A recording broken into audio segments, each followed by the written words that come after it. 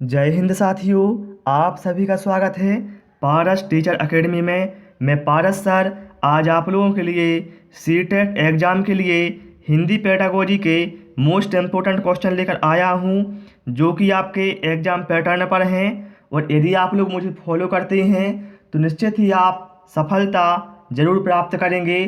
तो चलिए स्टार्ट करते हैं प्रश्न क्रमांक 1 से।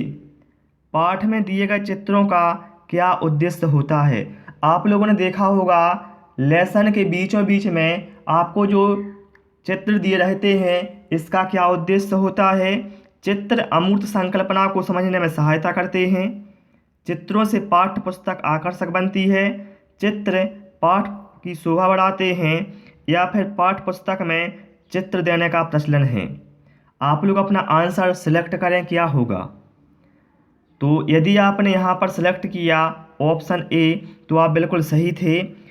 देखिए क्या है, जो आपके पाठ में बात कही जाती है, ठीक है, मतलब पाठ में जिसके बारे में कहा गया है, और यदि उससे संबंधित आपको चित्र दिया गया है, तो इससे आपको जो अमूर्त संकल्पनाएं हैं उसको समझने में सहायता मिलती है। अमूर्त संकल्पनाओं से मतलब है जो हमारे सामने नहीं है, ठीक है, आप उसे आसानी से समझ सकते हैं। तो ऑप्शन ए यहाँ पर राइट आंसर हमारा हो जाएगा।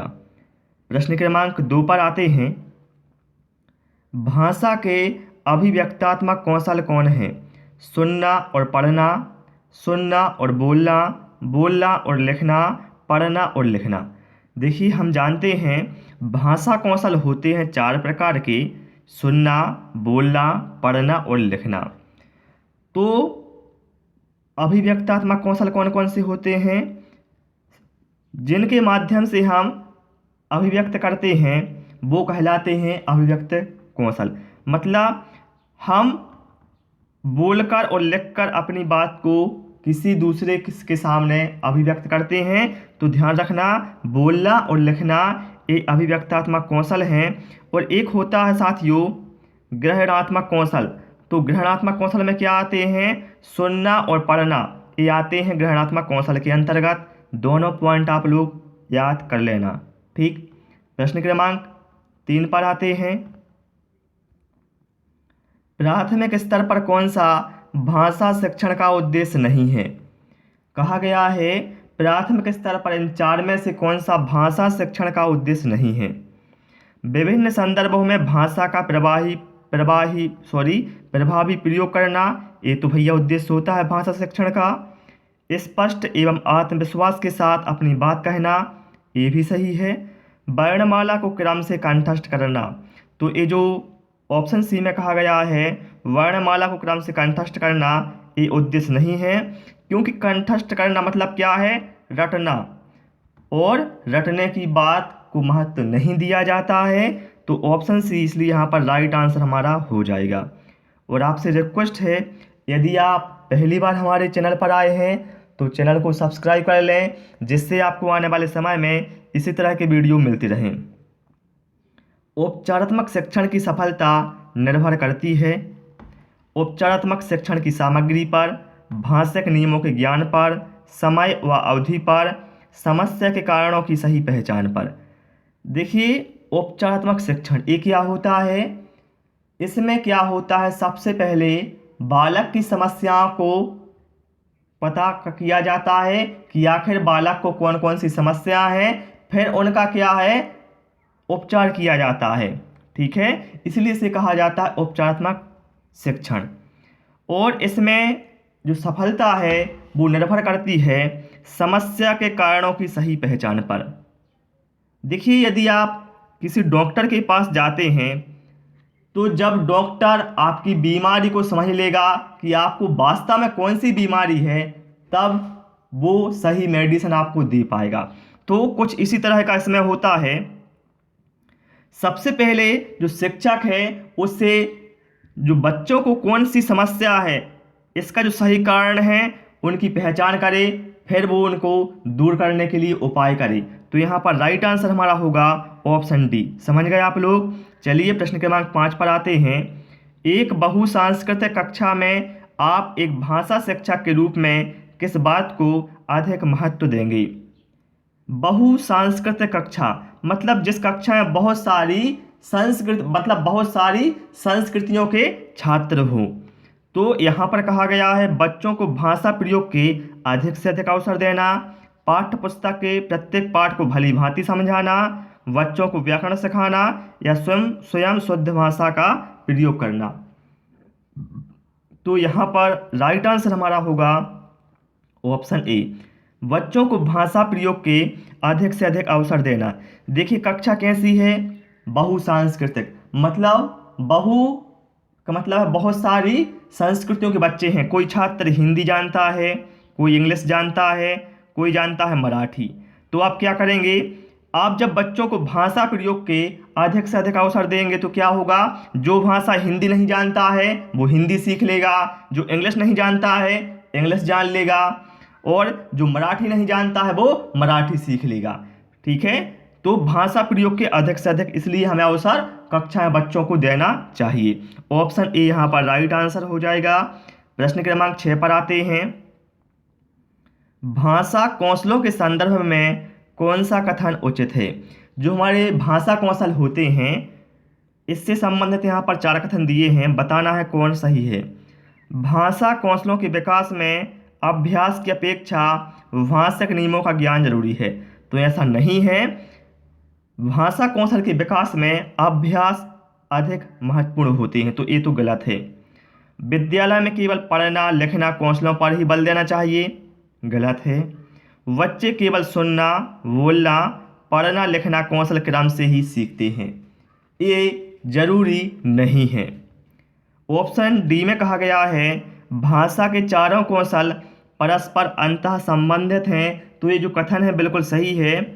जो चारों कौशल होते हैं सुनना बोलना पढ़ना और लिखना, ये आपस में क्या है, अंतः संबंधित हैं। तो ऑप्शन डी यहाँ पर राइट आंसर हमारा हो जाएगा। प्रश्न क्रमांक 7 पर आ जाते हैं। हिंदी की कक्षा में प्रायः हिंदीतर बच्चे हिंदी सीखने में अनेक कठिनाइयों का सामना करते हैं, क्योंकि अब देखिए यहाँ पर हैं 4 ऑप्शन। प्रायः हिंदी और उनकी मातृभाषा की संरचना में अंतर होता है, वे मन लगाकर हिंदी नहीं सीखते, हिंदी सीखने के प्रति उनमें आरुचि होती है, या फिर हिंदी बहुत कठिन भाषा है। आप लोग अपना आंसर सिलेक्ट करें क्या होगा। तो देखिए भले ही किसी बच्चे की भाषा मातृभाषा हिंदी है, फिर भी उसको हिंदी सीखने में कठिनाई महसूस इसलिए होती है क्योंकि जो हमारी मातृभाषा होती है और जो हिंदी मानक भाषा होती है, इन दोनों की जो संरचना है इन दोनों में बहुत डिफरेंस होता है। इसी वजह से जो बच्चा है भले ही वो शुरू से हिंदी बोलता है लेकिन फिर भी उसको कठिनाई होती है हिंदी में, क्योंकि विद्यालय में उसे कौन सी भाषा का प्रयोग करना पड़ता है, हिंदी मानक भाषा का। तो ध्यान रखिए यहाँ पर राइट आंसर हमारा हो जाएगा ऑप्शन ए, प्रायः हिंदी और उनकी मातृभाषा की संरचना में अंतर होता है। प्रश्न क्रमांक 8, बोलना कौशल में महत्वपूर्ण क्या है। जो हमारा बोलना कौशल है इसमें क्या महत्वपूर्ण होता है, मधुर वाणी, संदर्भ एवं स्थिति के अनुसार अपनी बात कह सकना, स्पष्ट एवं शुद्ध उच्चारण, या फिर अलंकारिक भाषा का प्रयोग। अलंकारिक का मतलब है सजावटी भाषा का प्रयोग। तो बोलना जो कौशल है इसमें सबसे महत्वपूर्ण होता है कि आप संदर्भ व स्थिति के अनुसार अपनी बात कह सकें। मतलब जिस टाइम पर आपको जो बात बोलना है वो बात बोल सकें। आप लोगों ने देखा होगा 2 टीचर हैं, वो एक ही सब्जेक्ट पढ़ाते हैं और एक ही उनका वो क्या कहते हैं टॉपिक है वो भी एक है, फिर भी आप लोगों ने देखा होगा कि आपको किसी टीचर का अच्छी तरह से समझ में आता है और किसी टीचर का समझ में नहीं आता। तो वो क्या है, वो है बोलना कौशल। मतलब उनका जो तरीका है पढ़ाने का वो होना चाहिए कि संदर्भ एवं अपनी स्थिति के अनुसार अपनी बात कह सकना। ऑप्शन बी यहाँ पर राइट आंसर हमारा हो जाएगा। प्रश्न क्रमांक 9, कहानी सुनाने से बच्चों की कल्पना शक्ति व चिंतन शक्ति का विकास होता है, बच्चे प्रसन्न होते हैं, बच्चे कक्षा में एकाग्रचित्त होकर शांत बैठते हैं, या फिर बच्चे अनुशासित रहते हैं। तो कहानी सुनाने से क्या होता है, जो बच्चों की कल्पना शक्ति है, मतलब बच्चों की इमेजिनेशन पावर है और जो थिंकिंग पावर है, इसका विकास होता है। तो ऑप्शन ए यहाँ पर राइट आंसर हमारा हो जाएगा। प्रश्न क्रमांक 10 पर आते हैं। बच्चों के लेखन कौशल का मूल्यांकन करने के लिए कौन सी विधि बेहतर हो सकती है? बताएं यहाँ पर राइट आंसर आप लोग क्या होगा। सुंदर लेख का अभ्यास, अपने अनुभवों को लिखना, स्रोत लेख, या फिर पाठ आधारित प्रश्नों के उत्तर लिखना। तो बच्चों के लेखन कौशल का यदि आपको मूल्यांकन करना है तो सबसे बेहतर विधि है अपने अनुभवों को लिखना, क्योंकि जब बच्चे अपने अनुभवों को लिखेंगे तो बच्चे इसमें क्या है, स्वतंत्र रूप से अपनी बात को लिखेंगे, उन पर किसी भी प्रकार का कोई दबाव नहीं होगा। तो ये सबसे अच्छा विधि है लेखन कौशल का मूल्यांकन करने का।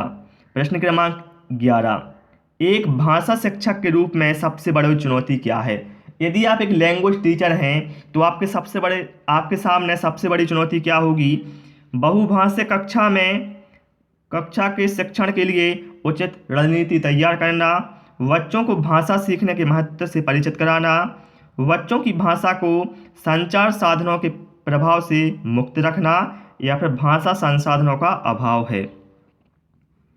तो यदि आप एक लैंग्वेज टीचर हैं तो आपके सामने सबसे बड़ी चुनौती होगी कि जब आप बहुभाषीय कक्षा में पढ़ाने के लिए जाएंगे, मतलब जहाँ पर क्या है, अलग अलग भाषाओं के बच्चे हैं, तो सबसे पहले आपको यही रणनीति तैयार करनी होगी वहाँ पर कि आप उन्हें शिक्षण किस तरीके से देंगे, ठीक है, ताकि जो बच्चे हैं, क्योंकि बच्चे कैसे हैं, बहुभाषिक है।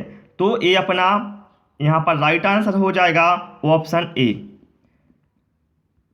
भाषा शिक्षण में पाठ्य पुस्तक, बताएं यहाँ पर राइट आंसर क्या होगा। अनावश्यक है भैया, अनावश्यक तो नहीं है। एकमात्र संसाधन है, नहीं भैया। क्या साध्य है, नहीं। भाषा शिक्षण में जो पाठ्य पुस्तक है भैया वो एक साधन है, इम्पोर्टेंट क्वेश्चन है जो भी मैं आपको बताता जा रहा हूँ। प्रश्न क्रमांक 13, गृह कार्य के बारे में कौन सा कथन उचित है? मतलब जो होमवर्क है उससे संबंधित यहाँ पर 4 कथन हैं, बताना है कौन सा सही है। गृह कार्य देना अति आवश्यक है, गृह कार्य अभिभावकों को व्यस्त रखने का उत्तम साधन है, बच्चों की क्षमताओं स्तर के अनुसार गृह कार्य दिया जाना चाहिए। ये जो कथन है बिल्कुल सही है। बच्चे की कैपेसिटी क्या है, उनका स्तर क्या है, उसी के हिसाब से आपको बच्चों को होमवर्क या गृह कार्य देना चाहिए, ठीक है। तो ऑप्शन सी यहाँ पर राइट आंसर हमारा हो जाएगा। प्रश्न क्रमांक 14 पर आते हैं। प्राथमिक स्तर पर बच्चों की भाषा शिक्षा के संदर्भ में निम्नलिखित में से कौन सा कथन असत्य है? अब बताना इन 4 में से कौन सा कथन असत्य है। ध्यान रखिए, भाषा शिक्षा के संदर्भ में पूछा गया है, इन 4 में से कौन सा कथन असत्य है।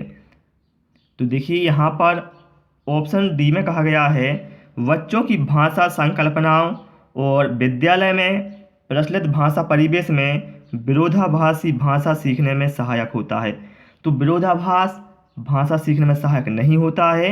ऑप्शन डी यहाँ पर राइट आंसर हमारा हो जाएगा, ठीक। तो साथियों इसमें केवल हमने 14 क्वेश्चन इंक्लूड किए थे जो कि मैंने आपको बता दिए हैं। उम्मीद है आपको क्लास पसंद आई होगी। क्लास पसंद आई हो तो वीडियो को लाइक करें, शेयर करें, और यदि आप पहली बार हमारे चैनल पर आए हैं तो चैनल को सब्सक्राइब करना ना भूलें। Thanks for watching this video.